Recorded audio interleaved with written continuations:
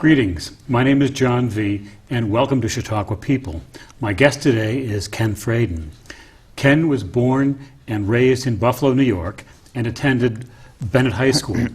He entered the University of Buffalo in 1943 and was pulled out during his freshman year for military service in World War II. After training, he was deployed to Germany, and because he spoke German, was transferred from the Rhineland to Berlin in 1945 and assigned to the military government headquarters. He returned to Buffalo after military service, graduating from the University of Buffalo and Harvard Law School. He subsequently practiced law in Buffalo, during which he built and operated Darien Lake. After selling Darien Lake, he came to Chautauqua for the first time in July 1962. He purchased the Viehe Hagen Paris cottage in 1965 and is generally recognized as the first Jewish homeowner on the grounds. His first full season at Chautauqua Institution was in 1972. Ken was on the task force that wrote the first architectural land use regulations and served on the institution's board of trustees from 1985 to 1989. In 2008, he was the first speaker at the Everett Jewish Life Center and spoke about the Jewish presence at Chautauqua over 5 decades. He hopes to be remembered for his role in changing the text of the Chautauqua mission statement, calling for greater openness and instituting discussions leading to a real estate transfer fee, which now helps to guarantee the maintenance of physical facilities. Ken, welcome to Chautauqua People. I understand you were born in Buffalo. That's right. And what was your parents' occupation? My father had a small soda pop shop, and he was in the business of bottling soda pop and delivering it to neighborhood groceries, which was the way it operated in those days. And I would tell you, John, that that was the first time that I broke a law, and one of the few times I've done it. But help was very scarce. It was during the war, and these trucks had to be driven. So at the age of 16, with a junior license, I was driving a soda pop truck. For your dad? For my dad. Great, great. Now, you went to Bennett High School, did you not? I did. And what kind of school was Bennett? It was a very, very good school. It was had very bright kids from North Buffalo who had gone to good grade schools, and it was very good teaching staff, among whom was your mother. Indeed. Ethel Viehe. Indeed. And the Viehe family, as we'll talk, has had a very, very large influence on our lives. Indeed. Indeed. Now, you went from Bennett to University of Buffalo. Yes. How long did you last there? Well, I lasted until April of my freshman year, and the draft board then told me that it was time for me to go to basic training. Okay, so you shipped out. Yeah. At what point in your academic year? I had been to the university the previous summer to try to take as much schooling as I could get, so it was largely through my freshman year. The advantage of it is that the final examinations were waived, so I didn't have to. I changed clothes and had the examinations waived. That's great. That's great. Okay, so you shipped off to the military, and what skill did they train you for? Went to Camp Wolders, Texas, and I was trained as a low-speed Morse code radio operator. Mm-hmm. After that, I was assigned to a division, and 86th Division, and as was the Army's wont in those days, they put me into an anti-tank platoon after having trained as a radio operator. We had a 57 millimeter gun, and we trained extensively for the Pacific Theater. And one of the noteworthy events during that training, we would disembark from the ships, climb down the nets, drop our gun and our truck into the landing craft, get into the landing craft, and assault a beach. And we did at that time, during that time, assaulted and captured Pismo Beach, California. So you liberated part of California.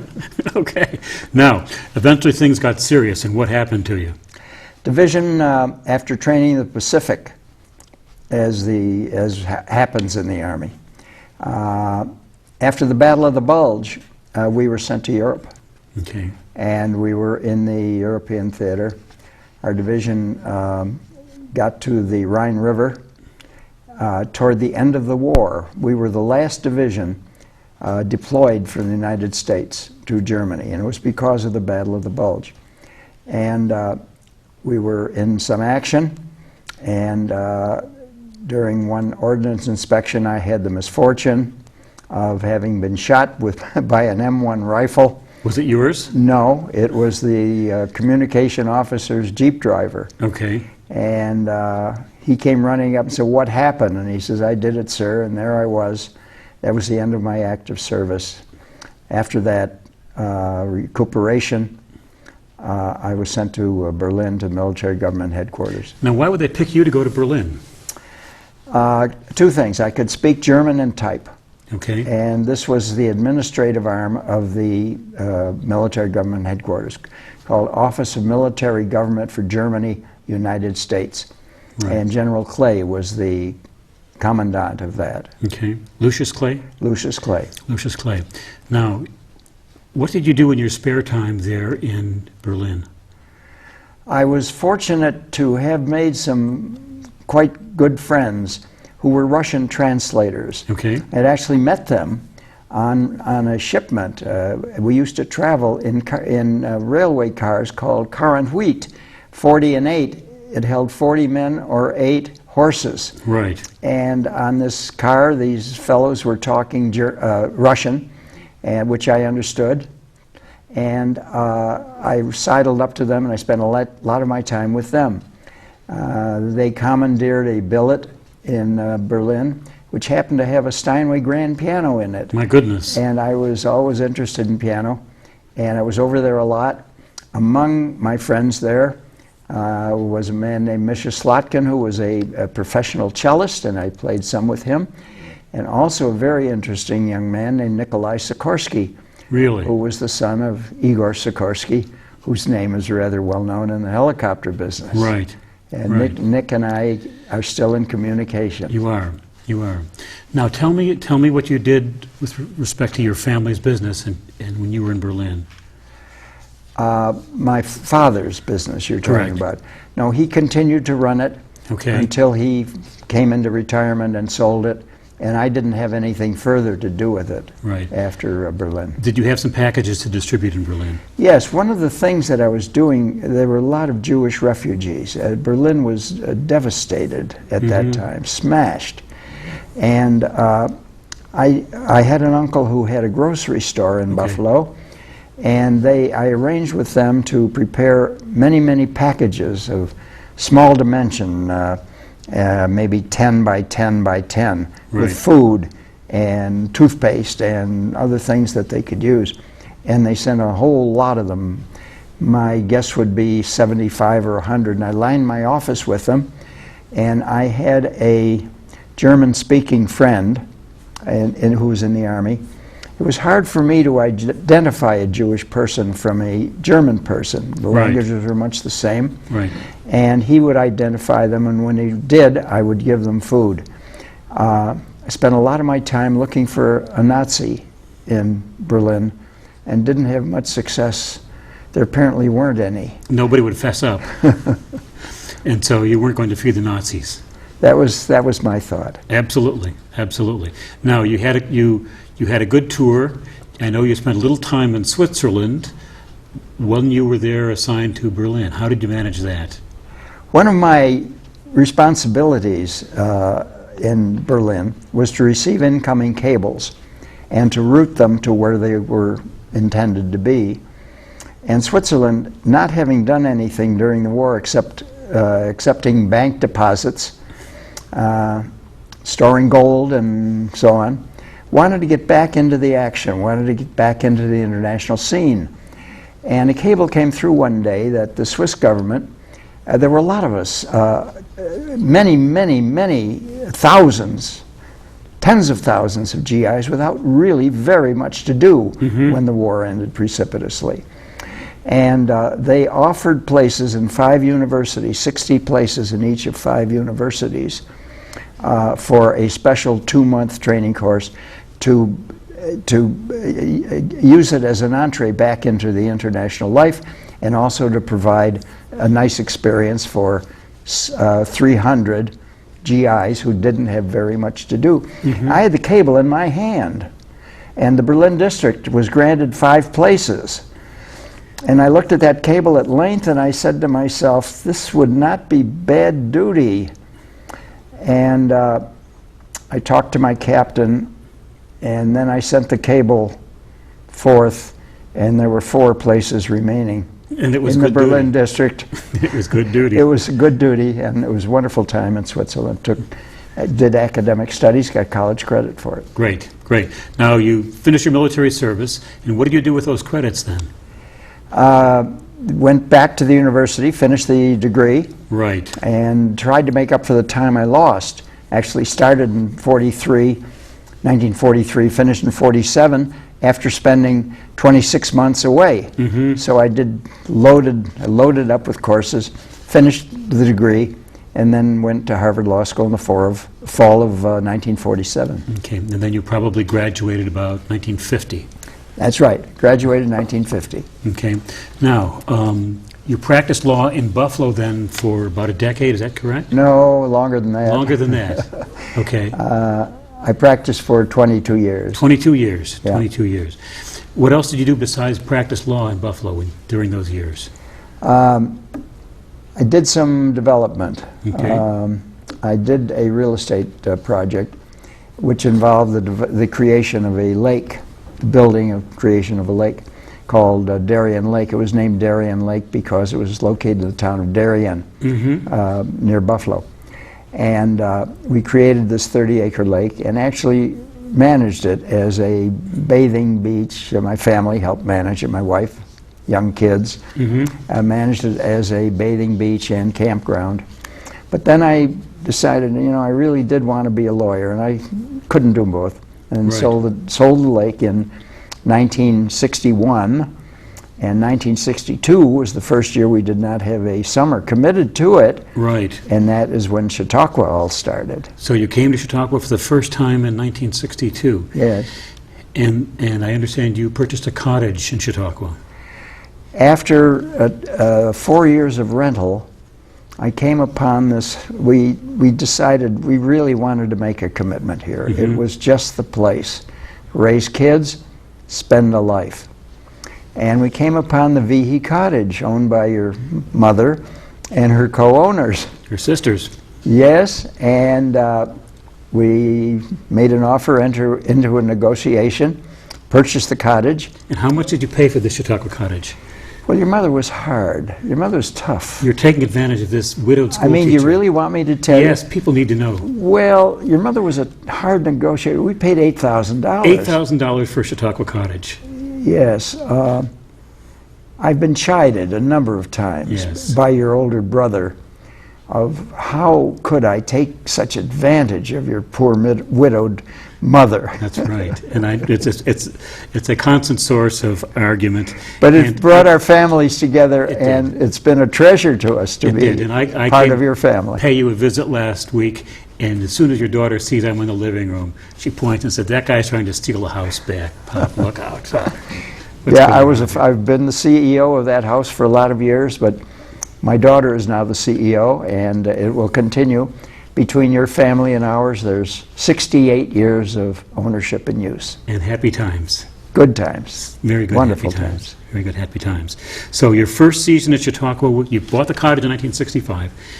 And what was unique about your purchase? At that time, there had been a perception in the Buffalo area. I had known a piano student who was studying at Chautauqua in the 30s with Ernest Hutchison, the then president of the Juilliard School. So I knew about Chautauqua, but there was a perception that it was not strongly welcoming to Jewish people. And that perception was in my mind when I purchased this house. And all the property transfers had to be approved by the institution.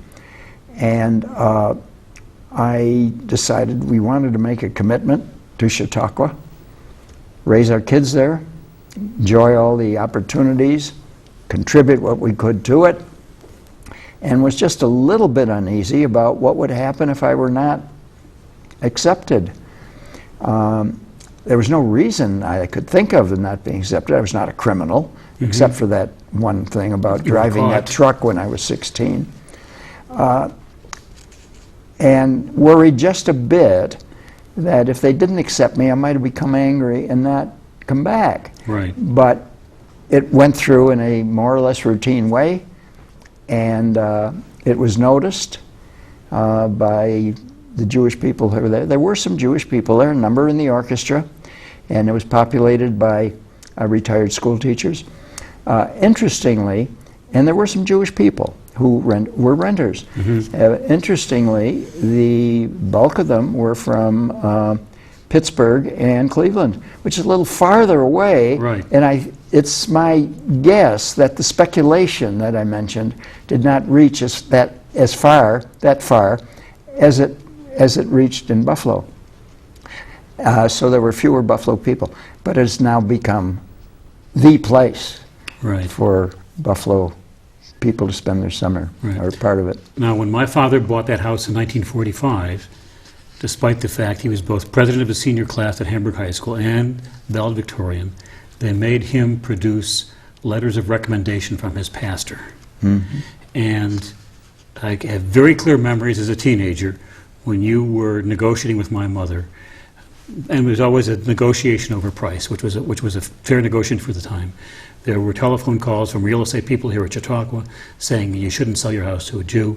It's not nice to bring a Jewish family into Chautauqua. And I think how things changed from those two dates to the present. Yes. Now, what did you hear from some of the people at Chautauqua after you had established a presence there? They were interested, curious, and discovered it could be done. And those who wanted to participate, contribute to Chautauqua, felt more at ease to do it, and a number of families did come. Right. And were property owners. Actually, we were not the first Jewish family there. We were the first, as far as I know, the first Jewish family to own a house at Chautauqua. But it was known, and it went on from there. And times have changed so very, very much. And the Jewish population at Chautauqua has become a significant population in terms both of attendance, people on the grounds, philanthropy, dynamics. Some years ago, I was asked to give a talk at the Hebrew congregation, which was founded in 1960, just a couple of years before we came. And the subject was at that time the Jewish presence at Chautauqua over 4 decades, and it all just developed as it should, as the times developed. Right. And this discrimination and the perceptions of unwelcomeness began to disappear. Right. And it's been wonderful for Chautauqua. At that time, I talked with the director of the Department of Religion, Ross McKenzie. I asked him if I could quote him, and he said, "You can quote me." He said, "The Jews saved Chautauqua." By that, I think he means that they not only brought population and philanthropy and dynamics, but helped Chautauqua recalibrate its moral compass in terms of inclusivity. Indeed. Which was, I thought, worthy. Indeed. Very, very significant. Now, you stayed at Chautauqua, you became involved in the Chautauqua life. Can you tell me about this task force you served on about architectural land use regulations? In the early 80s, I was asked to participate in the task force to draw Chautauqua's first architectural and land use regulations. Before that, it was willy-nilly. Anybody did whatever they wanted. They wanted to change a porch, change a window, change the color, change the configuration. They just did it. And it was thought that for the long term and continuance, it would be better to have some kind of oversight. So they developed it into districts, uses in each particular district, residential district, some retail districts, some various other kinds of districts. And it became very useful.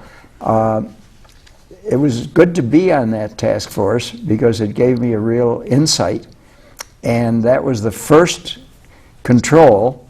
So now, in order to make any modifications, you have to apply and have it approved. And if you want to have a variance, there's an architectural review board. If you want to change any sidelines or color or whatever, the architectural review board can review it and either accept or decline it. And the surrounding neighbors are given an opportunity to be notified of this and to participate in commenting on their willingness to support or be against it. Right. Now, after you worked on that special group to draft architectural land use regulations, you served on the Chautauqua Board of Trustees, did you not? Yes. Tell me what that was like. What were your key points then? I did, there were a couple of things at that time that I'm rather proud of. At that time, there was a 5-year plan to review various aspects of the Chautauqua operation, included in which was the mission statement. Right. And after a lovely statement that was drawn in 1975 or so, mid-70s, after extolling the wonders of Chautauqua, the 4 pillars of Chautauqua, it contained this unusual phrase, and, which while open to all, is distinctly founded upon and expressive of the Christian tradition. It was indeed founded upon and expressive of the Christian tradition. No question about that. But the phrase, and which while open to all, it both inhaled and exhaled at the same time. And I thought, if it's open to all, say it. Mm-hmm. And I proposed that we eliminate the words which while, so it would just say open to all. And after several years of lobbying, and at Chautauqua, these things take a while, often. President Dan Bratton, who was fully in concert with this thought, came up with the expression, which is open to all. So the mission statement was changed and now says, which is open to all. And I'm rather proud of my participation in the beginning of all of that. Now, so that was a significant item during your time on the Board of Trustees reshaping the mission statement. Yes. Tell me about your presence at the Everett Jewish Life Center. I was asked to give the opening talk, and the Everett Jewish Life Center was an expression of the inclusiveness. A generous gift by Edith Everett, who had formerly, with her husband Henry, had sponsored the Everett Scholar in Residence. Very big supporters, donors. And it was thought that this would be a welcome addition. The house was built, and it has a large programming facility and operation, which is attended by both Jews and non-Jews. It's an interesting, worthy addition to the ecumenism and inclusiveness of Chautauqua. I have some very good Catholic friends who my wife and I introduced to Chautauqua, and they now come back of their own volition 1 week a year. And that's always one of the high points when they look and see what kind of program is happening available. at the Everett House. And that they go to an Everett House program and then come back and lecture me that I should have been there with them.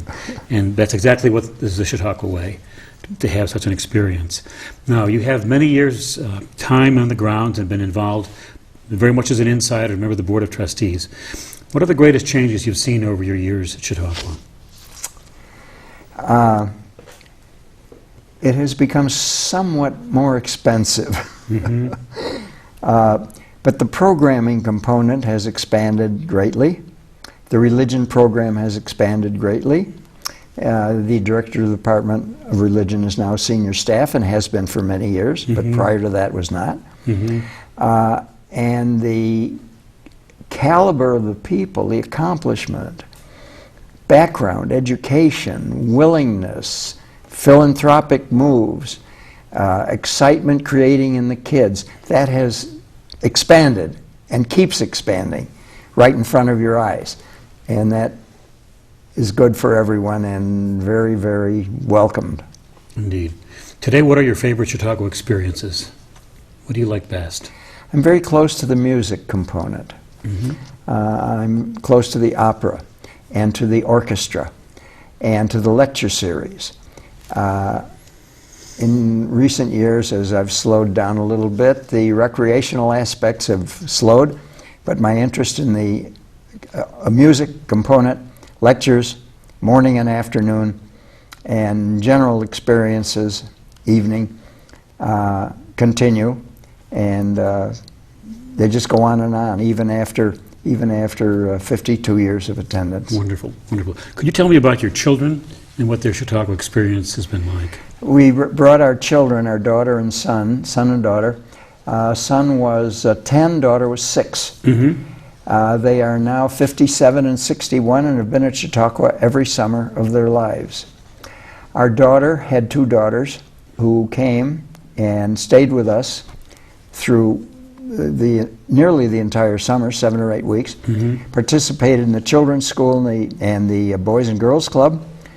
And for that period of time, they lived with us in the house, in the Viehe Fradin house. And we got to know them, and they us. And we got from them, and they from us, and all of them from Chautauqua.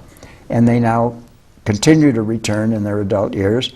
And I expect that in their future years with their children, it'll continue in the same house. The same house. We're not getting it back. We'll run that string along. Okay. Now you've had this wonderful perspective. You have 3 generations on the grounds here. Tell me what you think probably ought to be changed. You know, I can't. It works well. It's been called a consenting community. That's a worthy term. I haven't heard it recently, but in earlier years it was very often referred to as a consenting community. We consent, approve, appreciate. There are some things that you might want changed, but not significant enough to be of any real consequence. So I would just say more of the same. Continue to improve as we can in those areas that are sensed and known to need improvement. Right. And that's being done by a very, very fine administration, fine board, a fine fundraising component. And I was always interested in fundraising, by the way. Indeed. And I participated in something that I'm rather proud of in that area as well. Right. So how long do you plan on continuing to come to Chautauqua? As long as the hills don't keep getting steeper. Okay. And if they stay the way they are, I'm going to stick with it for a while longer. Great. Thank you very much. This has been Chautauqua People. My name is John V., and we've greatly appreciated our time here with Ken Fradin. Bye.